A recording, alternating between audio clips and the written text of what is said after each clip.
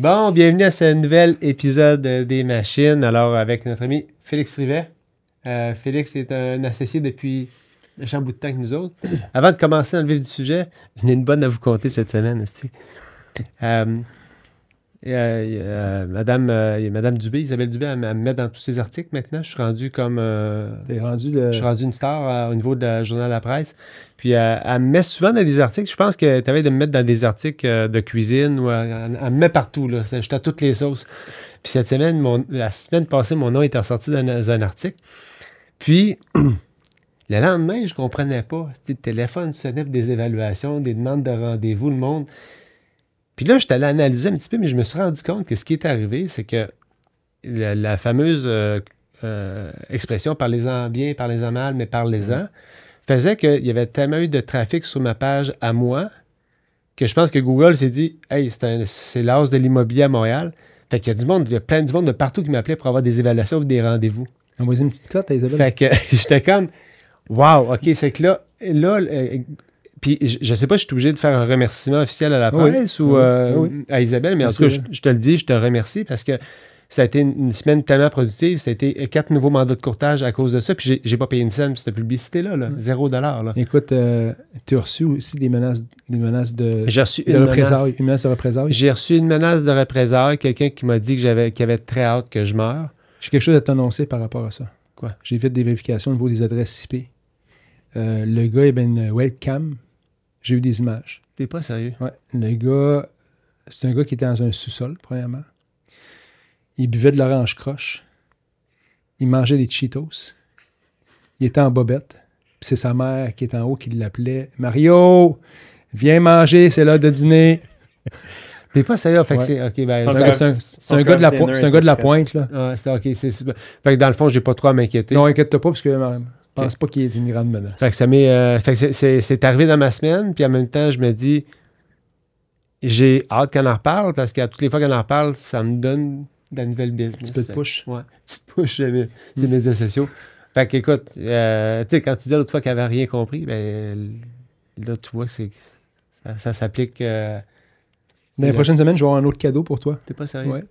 Inspiré d'Isabelle. On va te l'amener ici à un podcast encore. On fait du unboxing ici. Arrête. Hey, mais tu pourrais l'inviter sur un podcast? J'ai fait l'invitation à plusieurs reprises. Je sais pas si elle va venir.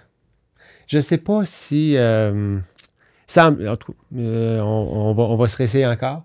Je pense qu'il faut qu'elle en parle à son conjoint, je pense. C'est quelqu'un d'occupé quand même. Elle a gagné un prix en 2013 pour un article qu'elle a fait. Ah, ben, je pense qu'il faut demander à son conjoint, puis il faut demander une journée de congé pour venir, ça devient un peu compliqué. Fait que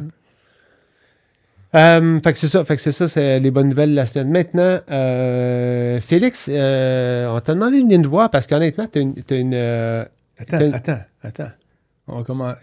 Félix, parle-nous donc de tes débuts en immobilier et tes débuts avec l'équipe.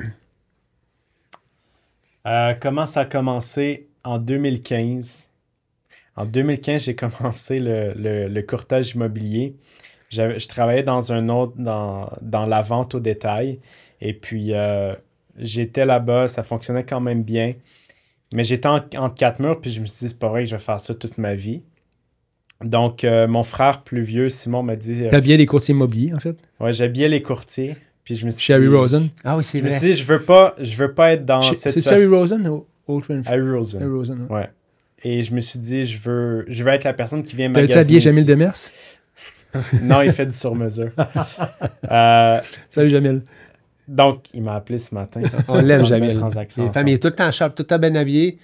Mais le problème, c'est qu'il y a tout le temps un poche de la Il aime trop les chars. Jamil, t'aimes trop les chars. Anyways, je me suis dit, je veux pas faire ça toute ma vie. Je dois faire quelque chose où est-ce qu'il n'y a pas de plafond, où est-ce que j'ai plus d'opportunités. Et qu'est-ce qui est arrivé? Mon frère Simon m'a dit, Félix, je m'en vais faire de l'immobilier. Si tu veux, va faire ton cours, on va faire ça ensemble. Parfait, excellent, oui, bonne idée. J'ai fait mon cours. Moi, je pensais que j'avais tout compris, que ça allait être facile, parce que les courtiers, ils font de l'argent, ça roule, puis c'est facile. Fait que j'ai lâché mon travail, je me suis dédié à 100% à l'immobilier. On s'est pris un bureau, on a fait faire nos petits crayons brandés, nos petites cartes d'affaires, nos pancartes. Parce qu'avec toutes ces affaires-là, c'est sûr que tu vas en vendre des maisons. Puis finalement, non. Fait qu'après 3 mois, Simon m'a dit, sais quoi, on a fait une transaction, c'est une location, c'est pas trop intéressant. Quand que ça va pas bien, il y a toujours quelque chose de mieux ailleurs à faire. Donc, il m'a dit, ben écoute, the neighbor's grass is greener, je vais m'en aller de l'immobilier. Donc, moi, j'étais à un moment où est-ce que je me suis dit, j'ai investi tout ce que j'avais pour faire mon cours de courtage. Ça l'a pris 1 an, 2 ans à se rendre là. Je vais pas juste abandonner maintenant. Je vais me trouver un mentor. Et là, j'ai demandé à mon grand frère, j'ai dit, donne-moi un conseil avant de quitter. Fais juste me dire, qui est-ce que tu penses qui pourrait m'aider dans l'immobilier? Il m'a dit, ben écoute, les frères Tardif, c'est les courtiers numéro 1 dans l'agence qu'on était à l'époque, Proprio Direct. Peut-être qu'ils ont quelque chose à t'apprendre. Si, ouais, peut-être. Fait que j'ai contacté Maxime, j'ai été le rencontrer à son bureau, ça l'a tout de suite cliqué. Puis 9 ans plus tard... Au début, tu étais là pour un petit bout de temps seulement, tu me l'avais dit. Au début, j'ai dit, Maxime, moi, je suis là présentement, j'ai un gros ego. Pas vrai que je vais mettre le nom de quelqu'un d'autre devant moi, mais je suis prêt à apprendre. Je vais faire tout ce qu'il faut. I will be your bitch. Je vais faire tout ce que tu me dis de faire. Et là, comme évidemment, j'avais lâché mon travail, l'immobilier, ça fonctionnait pas. Ouais, non, t'avais pas lâché ton travail, c'est pas mal, c'est passé. Si, oublie pas ça, la vraie histoire, c'est ça. C'est quoi? Félix faisait du porte-à-porte pour Belle. Ouais, j'avais lâché le premier, puis là, je devais faire quelque chose. Il y avait un side hustle qui était, tu vendais porte-à-porte chez Belle, puis qui était une excellente école. Ouais. Puis à un moment donné, je t'ai dit, puis un petit bouton commençait. J'ai dit, là, Félix, tu gagnes combien par jour à faire ce job-là, tu sais? Puis je t'avais dit, gars, je vais te payer un salaire de base, puis quand tu n'auras plus besoin que je te paye, tu me le dis. Non, puis ça n'a pas duré longtemps, finalement. Hein. Ça a duré peut-être, je pense, 2-3 mois. À un moment, j'étais devant une porte, puis j'étais tellement écœuré, je me suis dit, hey, je pourrais faire ça pour vendre l'immobilier, pas pour vendre des téléphones puis de l'Internet. Puis je me suis dit, j'étais tellement tanné, je voulais plus faire ça. Puis ça commençait quand même à rouler en immobilier, puis j'ai reçu un appel de Maxime, il dit, Félix, arrête ça, là. Comme, qu'est-ce que tu fais? Arrête ça, là, c'est assez. Viens travailler temps plein, puis viens faire de l'immobilier. Puis c'est ce que je conseille à tout le monde, c'est oui, je comprends qu'on a des billes, puis à un moment, on n'a pas le choix de faire quelque chose pour subvenir à nos besoins. Mais par exemple, si on peut être all-in, si on peut y aller, mettre toute notre énergie, tous nos efforts là-dedans, ça n'a pas le choix de fonctionner, puis de s'entourer des bonnes personnes comme ce que j'ai fait. Puis c'est ça, donc de 8h le matin jusqu'à midi, je faisais de l'immobilier. À 1h l'après-midi jusqu'à 9h le soir, beau temps, mauvais temps, je cognais aux portes pour vendre les services de Belle. Puis en même temps, ben, j'essayais de voir si la personne ne voulait pas juste acheter d'Internet, mais peut-être vendre sa propriété. Puis je suis content de l'avoir fait, mais c'est ça. Ça l'a bien fonctionné. Puis rapidement, tu es rentré dans l'investissement aussi. Parce qu'on t'avait dit qu'il faut que tu achètes pas une maison. Exact. Puis, je t'ai vendu une maison que j'avais à cette époque-là. Je t'ai fait faire le toit. Ouais. Puis, c'est un immeuble qui a... En quelle année je t'ai vendu ça, cette maison-là? Donc, moi, j'ai commencé en immobilier en 2015, puis en 2017, j'achetais mon premier immeuble. J'avais 20 ans. 20 ans, je m'en souviens, parce que moi, j'avais acheté à 21 ans. J'ai dit, tu m'as battu, tu as acheté à 20 ans. Ouais. Puis... T'as acheté à 20 ans ton premier Puis t'as acheté avec ton frère, moi, j'ai acheté tout seul. Ouais. Exact. Puis là, aujourd'hui, 2017, c'est ça que tu as acheté? 2017. On est rendu en 2024, en 2025. C'est évalué à combien ce bloc-là aujourd'hui que tu as acheté? Présentement, c'est évalué à peu près, j'ai acheté 430 000. C'est pas assez cher. Non, 450. Mais t'avais fait le choix. Fait ton toit. T'es fait fourrer. Et quelques années plus tard... évidemment, tous les loyers sont au prix du marché et c'est évalué à peu près à 1,3 million. Ouais. Bonne job, Félix. Ouais. Tu as fait une bonne job. Tu as optimisé ça. Ouais. Logement au sol, je pense. Hein? 4 unités, logement au sol, grand logement, 2 autres logements. Bravo. Est-ce que tu demeures dans l'immeuble? Je ne me souviens pas. J'habite là. Donc, évidemment, tous les locataires paient les charges. Donc, j'habite là gratuit. Plus, je fais un cash flow. Je fais un cash flow de ça. Cool. Bien placé. Secteur en développement. Ouais. Ta chance, c'est un secteur que personne ne voulait toucher. C'est ça, exact. Puis Puis moi, j'avais pas le temps de m'en occuper à l'époque. Puis c'est pour ça que je disais, Félix, veux-tu... Je te vends ça. Ouais. Ben, c'était mon premier gros projet. Tu sais, moi, je me sentais un peu comme un imposteur. Je me sentais un peu mal parce que je me disais, j'aide les gens à réaliser la transaction la plus importante dans leur vie.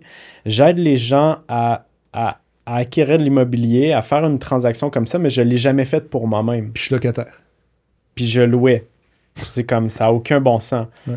Puis malheureusement, ben, il y a des courtiers qui vont faire ça toute leur vie. Puis je pense que c'est pas correct. On dit leader, lead by example. Donc, si je veux acquérir les connaissances, si je veux comprendre c'est quoi réellement, je dois le faire moi aussi. Puis la réalité, c'est que moi, j'aidais, tu sais, j'ai fait beaucoup de transactions avant d'acheter mon premier immeuble avec des clients. Et puis, je me disais, le financement, c'est facile, là, fait juste arranger avec la banque, avec le courtier hypothécaire. Puis c'est comme, je comprenais pas le stress que ces gens-là vivaient, je comprenais pas la complexité de leur côté. Je voyais juste de mon côté en tant que courtier. Mais quand tu deviens client, c'est là que tu deviens beaucoup plus empathique, que tu comprends réellement le processus que ça représente pour un acheteur et surtout lorsque c'est le premier achat. Donc, ça m'a vraiment fait changer ma vision par rapport aux transactions immobilières une fois que j'ai fait ma première transaction. C'est drôle, j'ai fait une vidéo sur TikTok, puis les courtiers me disaient « Ouais, mais c'est pas juste pour les nouveaux courtiers qui commencent, on n'a pas d'expérience, puis on n'a pas investi. » Ben, ils commencent à regarder rapidement pour investir, puis parce que moi, j'ai tout ce que j'ai fait, tu sais, j'ai fait des projets indivises, puis tout ça aussi, là. J'ai été le cochon d'Inde, le guinea pig de mes clients, là. J'ai fait ce que j'avais à faire pour apprendre. Ah, là, je peux le faire pour des clients. Là, je peux le montrer parce que je connais toutes les inside-out de comment faire ça. Puis, c'est pas la majorité des courtiers qui vont prendre ce chemin-là. Puis, écoute, j'envoie des affaires des fois. Là. Écoute, j'ai une de nos clientes, photographe, qu'on connaît. Écoute, son triplex est vendu sur le plateau Mont-Royal. Le client qui a acheté, il a acheté dans son incorporation, puis il essaie de faire des reprises de logement. Il n'y a personne qui a dit que ça se faisait pas. Ça, c'est une histoire parmi tant d'autres. Ouais. Fait qu'il manque encore je dis souvent, il manque un peu de compétences. Là. Moi, ce qui m'a impressionné de Félix, honnêtement, quand dans mes premiers contacts avec toi, c'est ton niveau de développement personnel. Tu t'étais beaucoup, je pense, éduqué. Tu disais beaucoup de trucs de développement personnel, Tony Robbins et tout ça. Et ça va bien plus loin que ça. T'es un peu Tu connais l'histoire de Félix? Je connais pas ça. Écoute, Félix, raconte ça depuis ton... Félix a un frère jumeau en passant, puis on parlait des jumeaux dans une autre émission. Là. Raconte ça, Félix. Laquelle histoire? Depuis que t'es jeune, que tu vas dans... Ouais, donc depuis que je suis très jeune, peut-être à l'âge de 12 ans, 13 ans, j'étais aux États-Unis voir des conférences de Donald Trump, avant qu'il soit aussi connu à l'époque, Tony Robbins, Darren Hardy, ces gens-là. Sérieux? Ouais, exactement. Donc, j'étais là... En fait, avec même mes deux frères, mes parents, on se développait beaucoup. J'ai été pendant une période que j'ai fait ça, je me développais. Quand j'étais plus jeune, j'étais un peu plus un bum, je me tenais dans les skateparks, je me tenais peut-être pas avec les bonnes personnes. Des skateparks à Mont-Laurier? Ouais, il y en a un. Il y a une école, un skatepark. Et qu'est-ce qui est arrivé, c'est que j'ai eu un déclic. À un moment, j'étais quand même, pendant la majorité de mon secondaire, peut-être un peu un outsider. Je faisais un petit peu différent. J'étais un petit peu bum, on va dire. Et en secondaire 5, j'avais les cheveux longs, tout ça. Puis qu'est-ce qui est arrivé, c'est que mes frères m'ont invité à un événement qui s'appelle Human Being More. Et c'est un événement de développement personnel. J'ai été là. Et ça m'a changé comme ça. Ça m'a fait prendre conscience que j'ai pas le choix de complètement me changer, de me développer, de faire des changements radicaux pour pouvoir atteindre mes objectifs. Puis en fait, ça m'a fait découvrir que j'avais des objectifs. Ça m'a fait découvrir que comme tu dois penser à qu'est-ce que tu veux dans la vie. Tu dois croire que c'est possible pour toi et te donner les moyens d'aller le chercher. Et ben à partir de ce moment-là, je me suis coupé les cheveux. J'ai décidé de complètement changé mon cercle social. Il n'y a plus aucune... Je préférais être toute seule qu'être avec les mauvaises personnes. Et puis, j'ai continué à me développer, puis à faire des choses. J'ai connu à travers ces moments-là des très bons contacts. Mon frère et moi, on a parti un petit fonds d'investissement privé à 17 ans. Faisais du Forex, hein, je pense. Mon frère fait ça, mais en fait, nous, c'était par rapport au penny stock. OK. Ah ouais. Et qu'est-ce qui est arrivé, c'est que c'était rien de nécessairement officiel. Mais on a... L'AMF, énervez-vous pas, là. C'est faire la compagnie fermée. Ouais, c'est ça. Et qu'est-ce qui est arrivé, c'est qu'on pensait faire un super bon coup. Et, tu sais, nous, on visait pas le x10, on visait peut-être le x300. Et qu'est-ce qui est arrivé, c'est que ça fonctionnait super bien au début. En fait, l'histoire, c'est qu'on avait pris tout ce que nos parents ont économisé toute leur vie pour qu'on ait aux études. Je pense que ça s'appelle des REE, quelque chose comme ça. Eh bien, mon frère puis moi, on a décidé de tout investir parce que les études, c'était pas ce qu'on croyait qu'elle allait nous rapporter à l'époque. Et en plus de ça, un week-end, on a été ramasser un paquet d'investisseurs, tout le monde qu'on connaissait. On a joint un pool d'investissement. On a investi dans ce stock-là. Et finalement, ben, ça a monté, jusqu'à temps que ça crash et qu'on ne soit pas sorti. Tous les investisseurs ont perdu, incluant nous, jusqu'à temps que je leur dis, écoutez, moi, je me suis fait promettre quelque chose par des gens que je connais, des gens qui m'ont promis, oui, Félix, ça va se passer, c'est ça qui va se passer, ça ne s'est jamais passé. Donc, ça m'a appris une de mes premières leçons en affaires, c'est ne promets jamais à quelqu'un quelque chose que tu n'as pas le contrôle dessus. Tu peux seulement promettre que toi, tu es 100% en contrôle. Donc, ce que j'ai fait quand j'ai commencé à travailler chez Arrosen, quasiment tout ce que je faisais, je gardais seulement le nécessaire pour survivre et le reste, je remboursais les investisseurs. Parce que je me suis dit, j'ai un nom, j'ai une réputation, puis je ne vais pas la perdre. Donc, tous ces investisseurs-là, je les ai rachetés pour qu'ils soient break-even puis qu'ils s'en aillent. Je ne connais pas personne qui fait ça, mais moi, je me suis dit, mon nom est plus important que cet argent-là. Et c'est ce que j'ai fait. Pendant ce temps-là, je dormais sur un matelas gonflable. Je prenais toujours une chance quand j'allais à la station d'essence pour mettre de l'essence dans mon auto. Je pensais que tu m'étais acheté un billet de loterie à chaque fois. Non.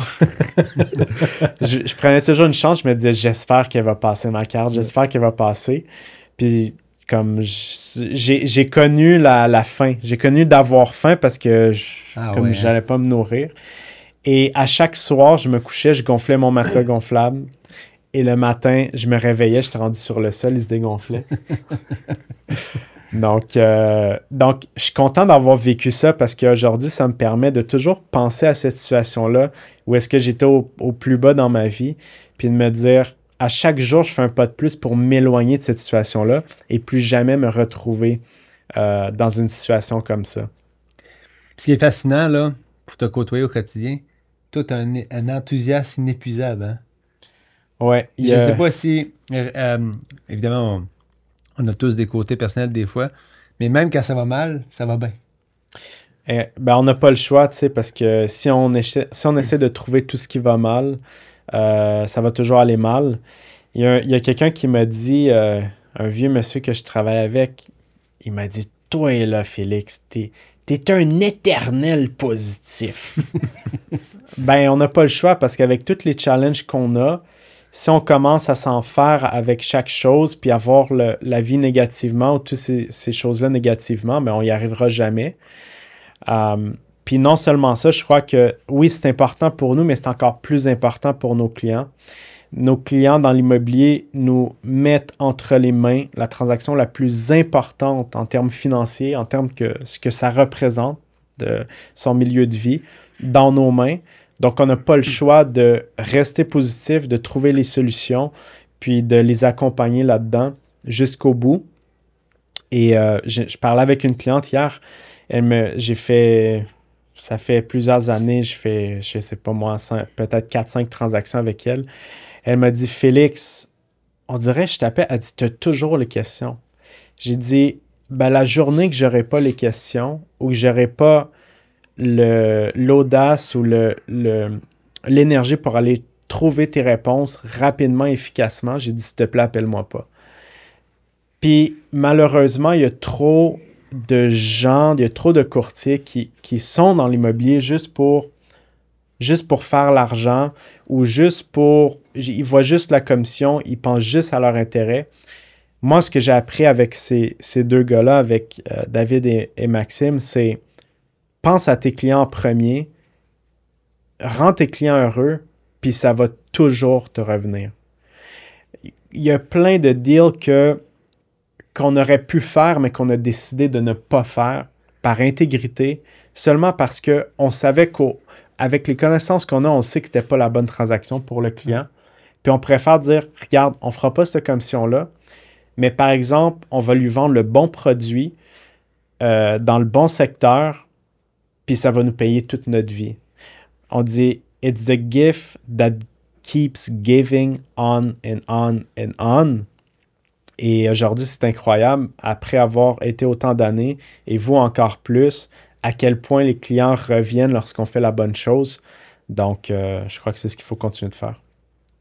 C'est drôle parce que j'avais une cliente qui a dit à un moment donné, quand il y avait eu l'histoire dans la presse qui était sortie, qui avait dit « Christy, ce gars-là, ce courtier-là, je l'ai rencontré, là. Puis quand je l'ai rencontré, je me suis dit, là, je parle de moi, la fille a dit, s'il est de même avec tous ses clients, il ne fera pas une scène, ce gars-là. Parce que je lui disais tout le temps, ça, c'est pas bon pour toi, ça, c'est pas bon pour toi. Puis elle se disait, écoute, il ne fera pas une scène, ce gars-là. Elle a fini par acheter une propriété avec moi. Mais j'étais le premier, puis je pense qu'on est tous comme ça, une équipe à faire de l'anti-vente, en disant aux clients pourquoi c'est pas le bon produit, ou c'est pas le bon temps, ou c'est pas le bon moment de vendre ou d'acheter. D'avoir cette qualité-là de permettre de durer dans le temps aussi. Que les clients reviennent pour les bonnes raisons aussi. Puis toi, tu l'as, c'est quelque chose que tu as vraiment bien intégré dans ton travail, tu le fais, puis on doit aller, puis même si le deal tombe, tu es tellement optimiste que tu sais qu'il va y avoir d'autres choses après. Ben, j'ai tellement vécu de situations. Il y a un directeur d'agence qui est un de tes bons amis, Michel Tremblay, qui m'avait dit, ça faisait seulement 1 an que j'étais dans l'immobilier, j'avais eu le mandat de vendre une des propriétés que tu avais avec lui. Et il m'a dit, Félix, il dit, tu veux-tu que je t'explique pourquoi que ça fait seulement 1 an que tu es dans l'immobilier, mais que tu as l'expérience d'un courtier de 10 ans? Je dis, ben non, je sais pas. Il dit, c'est parce que un courtier, mettons, va voir à peu près entre 12 et 20 transactions par année, dans son année, quand il travaille tout seul. Il dit, toi, tu es en équipe. Tu es avec une équipe hyper productive, donc tu touches à plusieurs centaines de dossiers par année. Donc, tu en as tellement vu passer, il dit, je me sens 100% en confiance. Et c'est un directeur d'agence. Tu sais, quelqu'un qui travaille avec beaucoup de courtiers, puis il dit, jamais je croirais, jamais j'ai l'impression que je travaille avec quelqu'un que ça fait seulement 1 an ou 2 qui est en immobilier, juste parce que on voit tellement de situations, tellement de transactions qu'on fait. Et je pense que c'est une des raisons pour laquelle il y a beaucoup de gens qui décident de venir travailler avec nous en équipe, c'est parce que ça roule tellement vite, il y a tellement de choses qui se passent qu'en étant dans cet environnement-là, tu regardes autour de toi puis tu dis, hey, si tout le monde font des transactions, il y en a une là, il y en a une là, il y en a une là, ben moi aussi. Puis pour revenir au point où est-ce que je te disais d'être positif puis de croire que les choses vont bien aller, ben je me rappelle pas, c'est très rare les situations où est-ce que je vais prendre un mandat puis que ça va pas se vendre. Tôt ou tard, ça va arriver. C'est rare qu'on va prendre un acheteur et on va pas lui trouver une propriété. Tôt ou tard, ça va arriver. Des fois, on va traîner des clients à faire des visites pendant 1 an, 2 ans. Il y a des mandats qui vont nous prendre... il y a un mandat qui m'a pris, je pense, 3 ou 4 ans à obtenir. Mais tôt ou tard, ça finit par arriver. Ouais. C'est de pouvoir... je pense que le succès dans l'immobilier, c'est d'aller d'échec en échec sans se fatiguer, tu sais, et de tout le temps continuer de façon... optimiste, parce qu'ultimement, c'est facile d'arrêter de ça marche pas, cette affaire-là. Puis c'est probablement ce qui est arrivé à ton frère à l'époque, il a dit ben, ça marche pas, je vais aller ailleurs, tu sais. Puis on parle de clients qui reviennent de ce temps-ci, là. J'ai plus d'appels pour conseiller du monde que faire des transactions immobilières. Moi, on m'appelle, genre, Maxime, j'ai besoin de ton aide là-dessus. Je sais que ça sera pas payant, ou c'est une séparation, puis on a besoin de conseils. Écoute, de ce temps-ci, là, c'est juste de ça. Mais parce que ce que tu disais tantôt, on veut que le monde soit content. Regarde. Puis le monde souvent me le dit quand ils me rencontrent, Maxime, écoute, je peux-tu te payer? Non. Moi, c'est de la bonne énergie. Je vous aide. Si un jour vous m'appelez pour vendre ou quelqu'un m'appelle pour vendre, je vais être bien content, mais ça revient toujours, cette affaire-là. Fait que moi, à toutes les relations que j'entreprends, je ne m'attends pas à faire une vente, je ne m'attends pas à faire une commission, je m'attends à aider quelqu'un. C'est sûr que ça revient à un moment donné. Fait que ça a été tout le temps ma philosophie en affaires, puis je pense que tu sais depuis que tu travailles avec nous autres. Fait que je pense que ça a été un des secrets de notre aventure immobilière. Ben oui. Ben justement, des fois, il y a des clients qui nous appellent et qui disent « Ah, je veux pas te déranger » ou « Est-ce que je te dérange? » Premièrement, si tu me fais confiance dans une transaction aussi importante, tu me déranges pas. Deuxièmement, si on a fait une transaction ensemble, tu me déranges pas. Pour moi, si on a réalisé une transaction ensemble, puis en plus que tu me réfères à ta famille, tes amis, les gens que tu connais, ben pour moi, je suis là à vie pour te servir.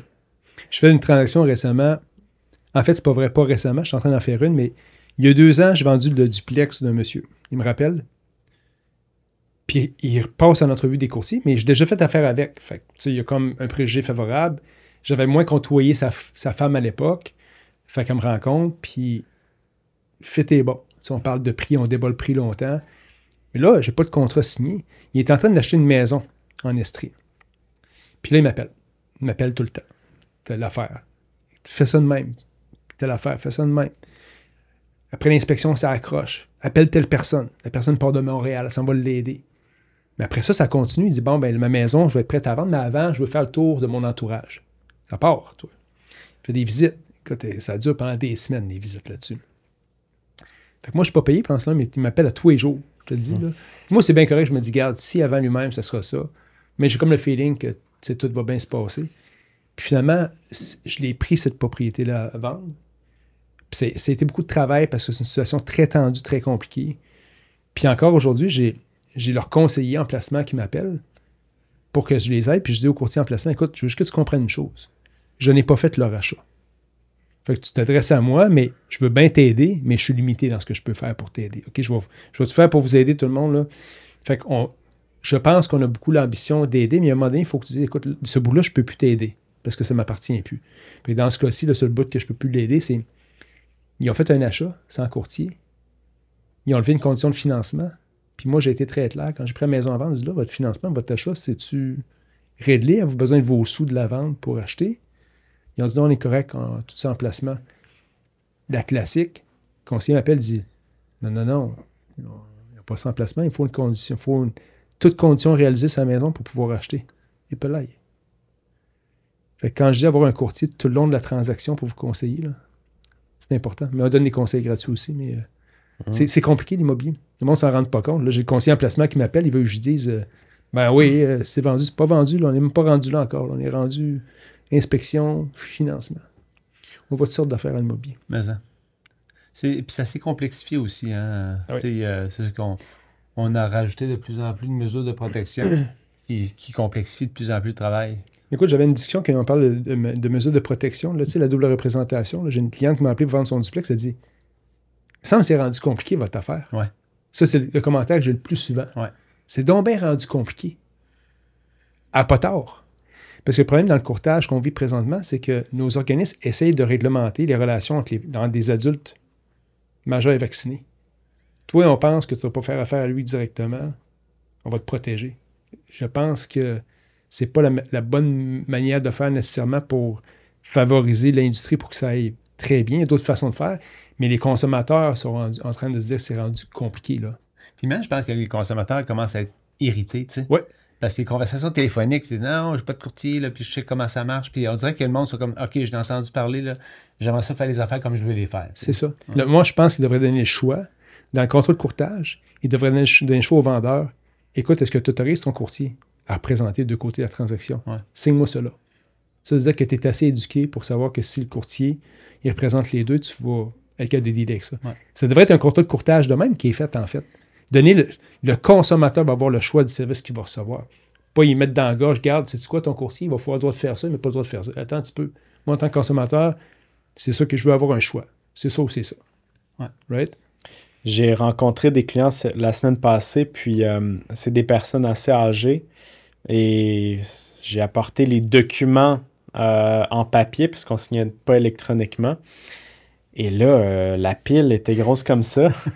Puis c'est quoi ça? Dans mon temps, c'était pas mal plus simple de vendre une propriété.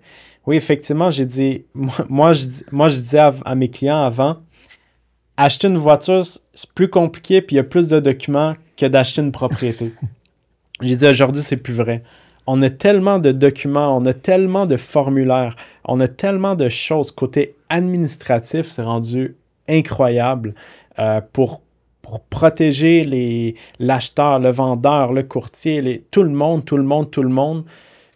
C'est comme, tout le monde a peur de tout, puis tout le monde veut être protégé de tout. Mais ça rend les choses tellement complexes et même ça l'insécurise les parties. Parce que là, il y a tellement de clauses, il y a tellement de choses, puis il y a tellement d'interprétations que ça devient tellement complexe que finalement, le vendeur dit, ben là, c'est rendu compliqué. Tu sais?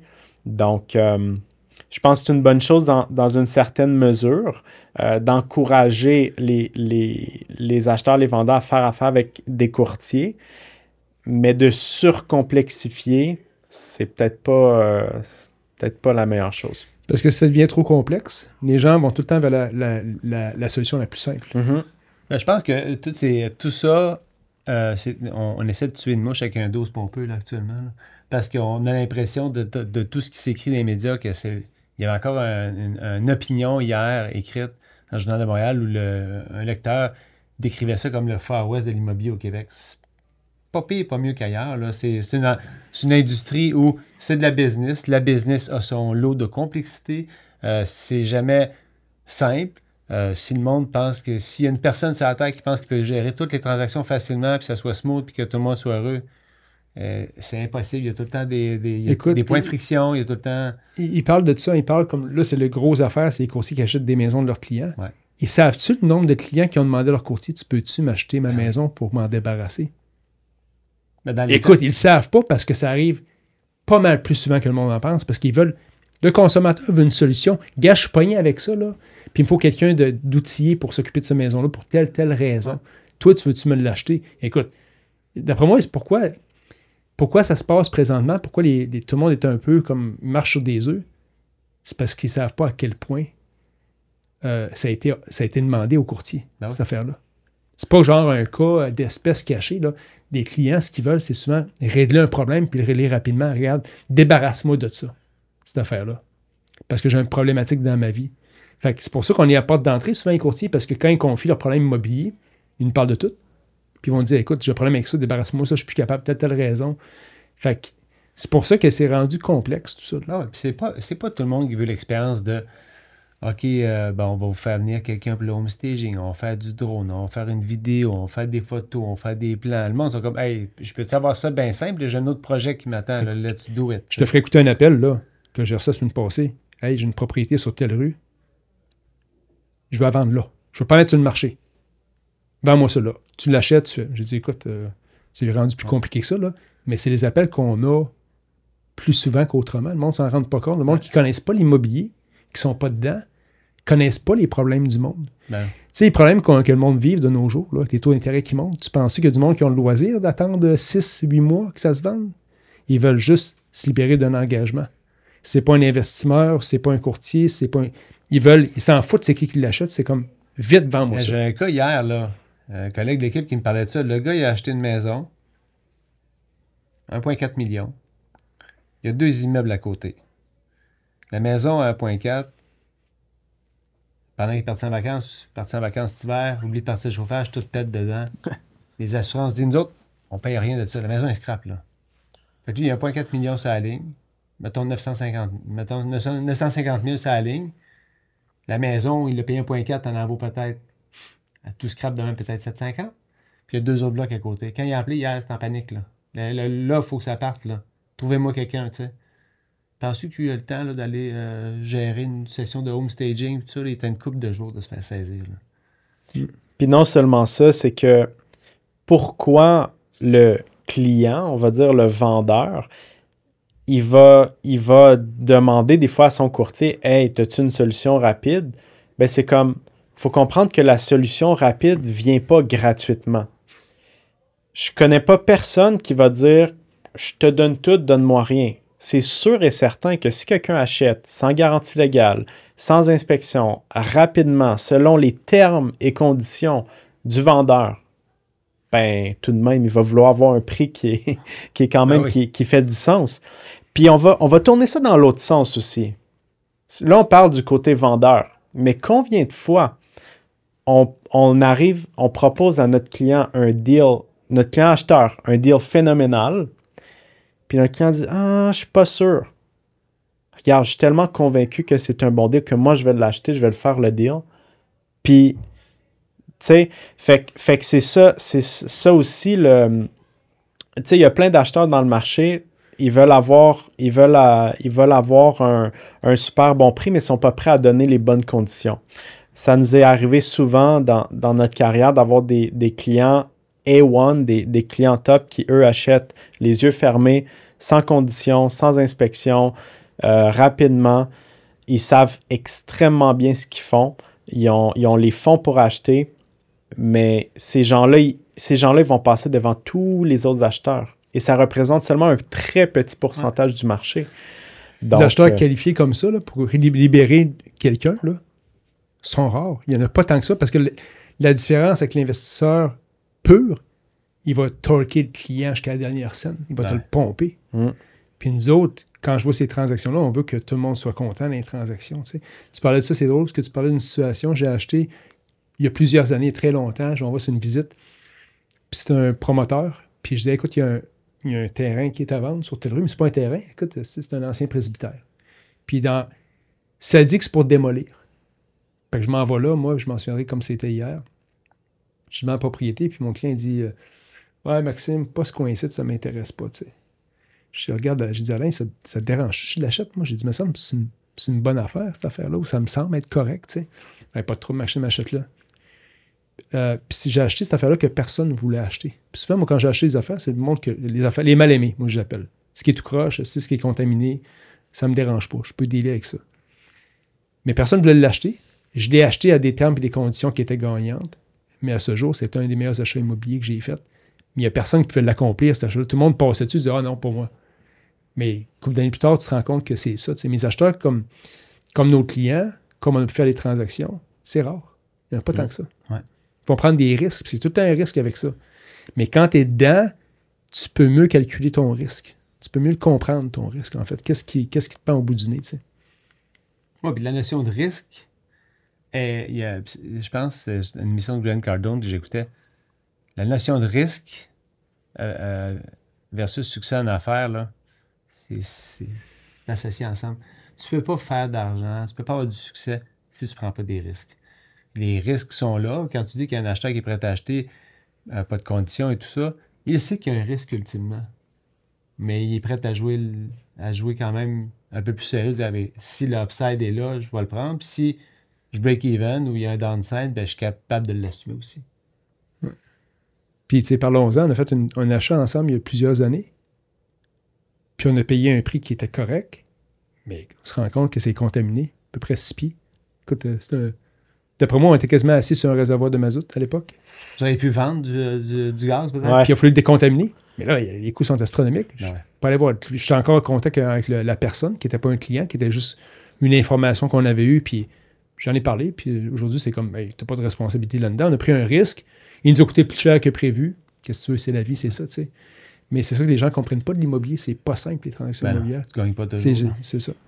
Oui, puis c'est ça. Moi, ça m'énerve tellement de voir justement ces articles-là dans le journal qui disent « Ah, tel courtier a fait 500 000 sur le dos de ses clients. L'autre courtier a fait 50 000 ou 100 000 en une semaine. » Tu penses-tu vraiment que s'il achète 500 000 puis qu'il revend 600 000 ou 700 000, qu'il a fait 100 ou 200 000 de profit, c'est pas comme ça que ça se passe.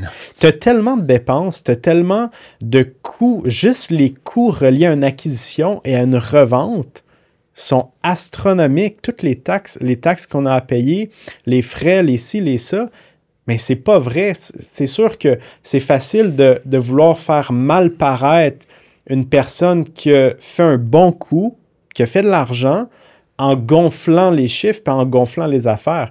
Puis je dis pas qu'ils en font pas d'argent, les gens. Oui, ils en font de l'argent sur les deals, mais par exemple, c'est pas aussi beau puis c'est pas aussi facile que qu'est-ce qu'on pense. Non, parce que ce qu'on voit dans le journal, OK, il a fait 500 000, ouais, mais on sait pas s'il a fait des travaux, quelle a été l'étendue des travaux, il a mis 300 000 de réno là-dedans. C'est tout le temps ce qui est explosif, puis là, hey, il a fait 500 000. Hey. Ouais, mais tu sais, là, il n'y a personne qui en parle, parce que tout le monde, c'est tout le temps même frère. Mais attends un peu, ce que j'ai aimé, Corey Albert, ah ben écoute, il est sorti, c'était écœurant. Le jeune, il explique exactement ce que c'est les fucking médias de nos jours. Ouais. Il dit, la photo avec l'argent devant le sapin de Noël, fou, hein? Je payais le loyer à quelqu'un, puis ils prennent ça pour dire, c'est un jeune qui flash son cash. Ça, c'est les médias qu'on a présentement. Ouais. Ils font n'importe quoi, ils n'ont rien checké parce qu'ils ne savent même pas son âge, les médias. Ils ont dit qu'il a 22 ans, 24 ans. Tu sais, c'est comme, on est rendu là, c'est ça le problème. Tu sais, la cancel culture est tellement fort, puis les médias vendent tellement pas ces temps-ci qu'ils vont tous avoir des clickbait. Courtier immobilier, investisseur. Puis c'est drôle parce que Nicolas Rey, il a dit, moi, j'ai été inséré là-dedans. Ben ouais. Puis c'est genre, il n'y a rien de spécial, mais je suis juste inséré dans l'article. Puis il a raison, c'est quasiment de la diffamation, parce que Chris, là, dans le milieu de l'article. Ouais. Mais c'est quoi? C'est pour ça que les médias, ils vont disparaître bien vite. Bientôt, le mainstream média va disparaître parce qu'ils sont tellement tout croche. Écoute, ça a été flagrant. Puis, moi, j'aime Corey Albert. Autant, j'étais comme, il a tellement pris de maturité, le jeune, que quand il l'a expliqué, je pense qu'il a juste enlevé une lettre à tout le monde. Hey, écoute, là, ça marche pas immédiat actuellement. Le Journal de Montréal, là, c'était ridicule. Ils l'ont mis avec une mitraillette, là. Ouais, mais je te lis dans un shooting range. So what? Ça n'a aucun c'est quasiment le gangster. Non, c'est des dépotoirs à ça va être qui va sortir la première nouvelle. Puis en tout cas, cet article-là faisait dur. Puis Nicolas Rey qui est obligé de s'expliquer aussi ses médias sociaux. Corey Albert qui va répondre à ça. Mais c'est pour ça que tous les articles de courtage des courtiers immobiliers, tu sacs ça aux poubelles, il n'y a rien que tu peux croire là-dedans actuellement. Là. Moi, c'est drôle parce qu'un client, cette semaine, j'étais assis devant le client, il m'a dit « Hey, l'affaire à ton frère. » Puis il me dit « Moi, Maxime, là, je vous ferais vraiment confiance pour vendre ma maison parce que je sais que ce qui est écrit dans ces affaires-là, là, c'est une demi-vérité. Puis la plupart du monde pense de même. Parce que le monde s'en rend compte là, que c'est vraiment de la merde ce qu'on lit. C'est pour ça, moi, j'ai aimé les nouvelles. Quand je les regarde, c'est tellement drôle. Va-t'en sur TVA Nouvelles, là, c'est toutes des cochonneries. Nouvelle cochonnerie, c'est le gars qui est tombé dans une flaque d'eau, qui a mouillé son pantalon, puis qui a poursuivi la ville de Montréal. L'autre qui a mangé un cheeseburger, a trouvé une souris dedans. C'est des astuces de cochonneries. Non, mais tu te souviens... Le sac de chips, ils sont pas mal mieux que TV Nouvelles. Le sac de chips, tu sais, à l'époque, aux États-Unis, il y avait tout le temps... Je me souviens plus c'était quoi le journal, il y avait tout le temps des ovnis là-dessus. Ouais. Puis c'était quoi le... C'est rendu ça. C'est le National Enquirer. Ouais. Ben, c'est rendu la presse, puis le Journal de Montréal, c'est National Enquirer. Oui, c'est ça. C'est crissement Photopolis. En fait, c'est ça. C'est Allopolis. Fait que, tu sais, quand tu regardes ça, tu dis, il n'y a plus rien à croire là-dedans. Là. Mais c'est parce qu'il y a aussi l'accès à la vraie information, puis les gens qui viennent de l'avant, comme ici sur des podcasts, puis qui expliquent l'envers du décor, qui expliquent l'autre côté. C'est que de plus en plus, on va créer des générations où est-ce que l'information, elle est très accessible. Et oui, c'est vrai qu'il y a beaucoup de gens qui vont dire des paquets de niaiseries, puis ils vont transformer l'information. Mais jamais autant que les médias. Et je pense que les gens deviennent assez intelligents pour comprendre que c'est totalement de la bullshit qu'est-ce qu'ils disent. Et comme les gens sont plus accessibles, puis l'information est plus accessible, ben ça vient un petit peu détruire la crédibilité de ces genres de médias-là qui, en fait, sont là pour faire un show. C'est parce que le pire, c'est que tu ne connais pas ces journalistes-là. Ils font un article, tu ne sais pas c'est qui. C'est toi le guerrier du clavier, ça. Hein? Ouais. Mais quand tu arrives, là, tu sais, quand on a des conversations comme ça, là, on n'a pas peur de parler ouvertement des vraies affaires de notre industrie. Ce n'est pas quelqu'un, un outsider, qui vient tout d'un coup dire « Écoute, moi, j'ai la réponse à ça. » Le monde va comprendre mieux ce que c'est. Puis ils sont libres de nous poser des questions par rapport à ça, puis d'interagir. C'est ça que le monde veut, à ça. Surtout que les médias, là, bien vite, là, je vous dis, là, d'ici 5 à 10 ans, là, les empires médiatiques, ça va être bien compliqué pour eux autres. Parce que les nouvelles, c'est plus eux autres que le monde va aller voir pour les nouvelles. Ils vont aller sur TikTok. Ils vont aller sur TikTok. Ben ouais. Puis si on s'entend que ces courtiers immobiliers, t'as si tout croche que ça, là, TikTok, t'en aurais des histoires. Mais le défi qu'on a, Hein? c'est que je pense dans l'industrie, c'est que quand il y a une sortie médiatique contre les courtiers ou une nouvelle qui apparaît, les courtiers sont comme Ah, moi, je suis pas de même. Ouais. Au lieu de dire Non, non, c'est pas de même, c'est pas de même, ça marche dans l'industrie. Il y a sûrement de l'information qu'on n'a pas, il y a une version de l'histoire qu'on n'a pas, parce que tout le temps, deux côtés de médaille. On a souvent une seule côté, le côté que c'est sensationnel, il y a une pauvre victime, il y a quelque chose qui s'est passé, alors qu'on n'a pas nécessairement l'autre côté de la médaille qui peut peut-être amener certaines nuances dans tout ça aussi.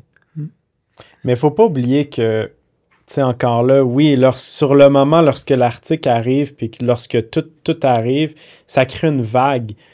Mais dans 1 an, dans 2 ans, c'est parti. C'est comme les gens, ils oublient ça et ça n'existe plus. Donc, c'est pour ça qu'ils sentent, présentement, ils sentent que c'est nécessaire de rapporter ça pour essayer de continuer à surfer sur cette vague-là. Mais c'est comme ça ne pourra pas durer éternellement. Ben non, Puis de rapporter toujours les mêmes histoires qui vont toujours continuer à exister, c'est comme, c'est plus intéressant. Là. Non, absolument pas. À un moment donné, c'est...